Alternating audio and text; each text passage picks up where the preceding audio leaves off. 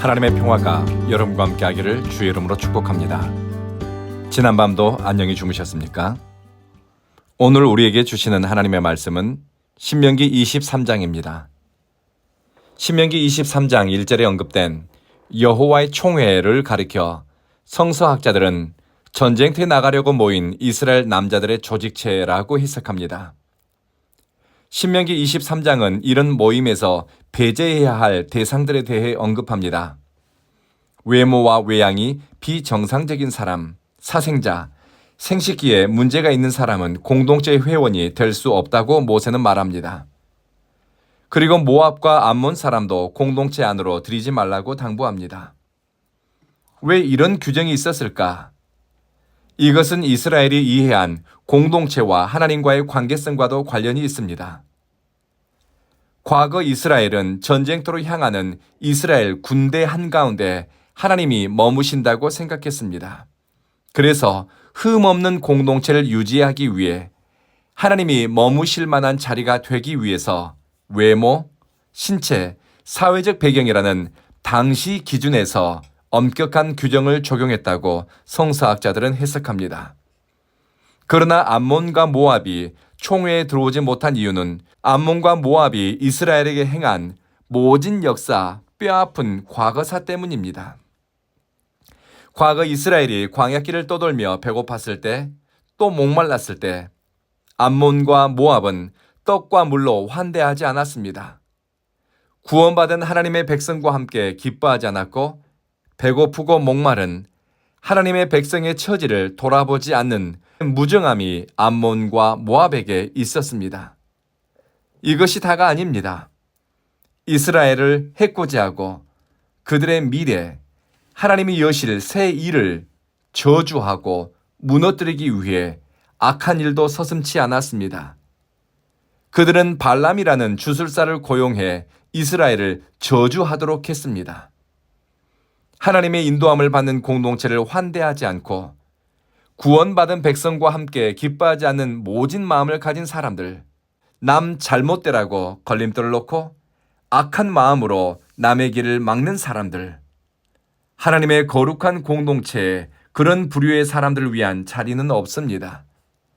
하나님의 인도함을 받는 개인과 공동체를 환대하는 것은 축복의 자리에 동참할 수 있는 복된 기회로 작용한다는 것을 기억합시다. 그런데 모압이나 암몬과 달리 에돔 사람에 대해서는 모세가 당부합니다. 에돔을 미워하지 말아라. 그들은 형제이기 때문이다. 그리고 이집트인을 미워하지 말아라. 그 땅에서 너희가 객이 되었기 때문이다. 종처럼 부려먹고 착취했던 대상마저 미워하지 말라고 합니다. 여러 가지 해석이 가능하지만 하나님은 당신의 백성이 과거 때문에 미움과 증오에 발목 잡혀 오늘 임하는 은혜를 온전히 누리지 못할까 싶어서입니다. 하나님은 구원받은 백성이 하나님이 여시는 새 길을 온전히 가기를 바라십니다. 그리고 진영을 깨끗하게 유지하라고 모세는 설교합니다. 이것은 생활 규범과도 관련이 있습니다. 전쟁터에서 적들의 칼과 창 못지않게 군대를 위협하는 것은 질병이나 전염병입니다. 자신들의 안녕을 지키기 위한 생활 규칙으로 청결을 강조했는데 이런 규정의 배경에는 하나님이 이스라엘 진안을 두루 살피고 다니실 것이라는 의식 때문입니다.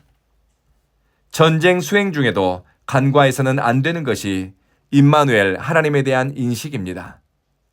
하나님이 우리와 함께 하신다는 의식은 내가 머무는 자리가 어디이든 개인의 청결, 공동체를 성결하고 거룩하게 유지하도록 하는 동기가 되었습니다.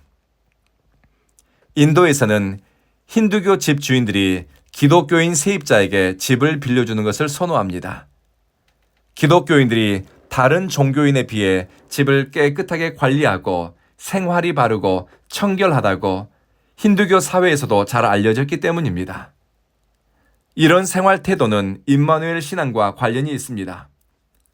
전쟁같이 가혹한 현실에서도 그리고 일상의 자리에서도 하나님이 우리와 함께 하신다는 의식으로 내 주변을 살피니 먹고 마시는 삶의 자리, 내가 일하고 살아가는 환경과 주변을 구별되고 거룩하게 청결하게 하기 위해 선택합니다. 이후에 도망 나온 노예에 대한 규정, 이자에 관한 규정, 이웃의 것을 탐하지 말라는 여러 가지 규정이 나옵니다. 모세는 이렇게 설교합니다. 여러분이 하나님께 서원한 것은 갚기를 더디하지 마세요. 서원하는 것이 어디 물질뿐이겠습니까? 주님을 더 사랑하겠다는 서원, 주님을 위해 시간과 마음을 모으겠다는 서원, 주님이 기뻐하는 삶을 살겠다는 서원, 우리가 믿고 따르기로 했던 신앙의 가치들에 대한 고백과 헌신에 대한 결단, 너무 늦지 않게 기억하고 떠올리고 응답하고 갚는 것, 이것도 하나님을 경외하는 신앙의 한 모습입니다. 기도하겠습니다. 자비하신 주님, 우리에게 주님을 위해 결단했던 헌신의 각오들, 충성의 다짐들 기억나게 하시며 하나님이 기뻐하는 방향으로 응답하며 이루어 가게 하소서.